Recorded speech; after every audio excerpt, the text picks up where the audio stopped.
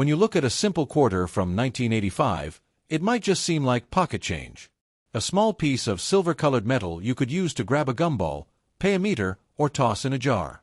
But let me tell you, this ordinary-looking 1985 Washington quarter dollar can actually be hiding an extraordinary value, in some cases, even worth hundreds or thousands of dollars. That's right, the coin you think is just 25 cents could actually be a jackpot in disguise. And today, we're diving deep into why the 1985 quarter can be worth big money and what makes it such an exciting coin for collectors. The Washington Quarter series has been around since 1932, created to honor the 200th anniversary of George Washington's birth. Since then, the design has become one of the most iconic pieces of U.S. coinage. By 1985, the quarter was already a staple in American pockets, vending machines, and cash registers everywhere. But even though billions were produced, some coins from this year stand out in shocking ways. So, what makes a 1985 quarter potentially valuable? First, let's talk about mint marks. In 1985, quarters were produced in Philadelphia, no mint mark, Denver with a small D mint mark, and San Francisco with an S mint mark for proof coins. While most of these are common, collectors pay close attention to their condition, rarity, and especially minting errors. And this is where things get really exciting, because certain error coins from 1985 are worth far beyond their face value. Take, for example, quarters struck on the wrong planchet. Instead of being minted on the standard copper-nickel quarter planchet, some 1985 quarters were mistakenly struck on dime or penny planchets. Imagine holding a quarter-sized coin that looks thinner, smaller, or completely off-color. These oddballs can sell for hundreds, even thousands, because collectors love rare minting mistakes. Another major factor is condition. A normal 1985 quarter you pull out of circulation might only be worth face value, but if you have one that's in pristine, uncirculated condition, or better yet, graded by a professional service like PCGS or NGC, the value can jump dramatically. High-grade mint state coins, especially MS-67 or MS-68, can fetch huge prices at auction.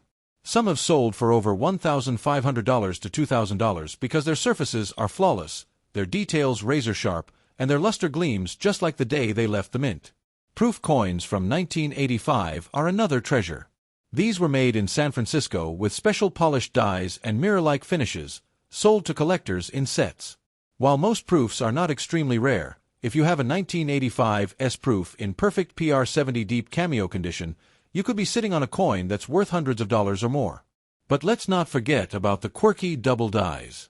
A double die occurs when the die used to strike the coin has a slight misalignment, causing the design elements, like the date, motto, or lettering, to appear doubled. If you spot a 1985 quarter with clear doubling, especially on Liberty or In God We Trust, you might be holding a true rarity. Some double die quarters from different years have sold for thousands, and collectors are always on the lookout for them in 1985 issues too. Now, here's where it gets fun. Imagine finding a beat-up 1985 quarter in your change, spending it without a second thought, only to realize later that if it had been in mint condition or had an error, you could have sold it for enough to pay for a brand new phone, a vacation, or even more.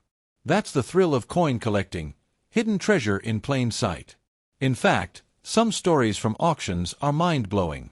A 1985 D Washington quarter in superb MS-68 condition once sold for well over $2,000 because collectors fought tooth and nail to own one of the highest-graded examples known.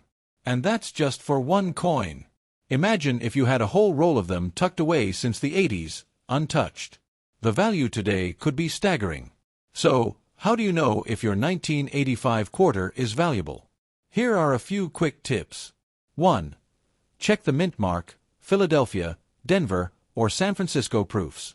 Proofs and high-grade Denver/Philly coins are the stars. 2. Look for errors, off-center strikes, double dies, wrong planchets, clipped planchets, or coins missing details. 3. Grade condition. The better the condition, the higher the value.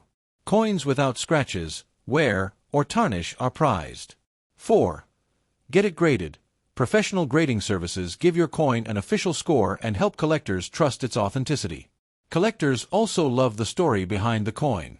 1985 was smack in the middle of the Reagan era, a time of big cultural and economic changes in the U.S. Having a pristine coin from that year feels like holding a shiny piece of history. And let's not forget, Even though billions of these were minted, not all survived in perfect shape. Most got spent, scraped, and worn down. That's why high-grade survivors are so rare and valuable today. It's like finding a needle in a haystack, but the needle is worth big money. So next time you're sorting through your change, or maybe going through an old coin jar at your parents' or grandparents' house, pay close attention to those quarters. A 1985 Washington quarter dollar might just surprise you.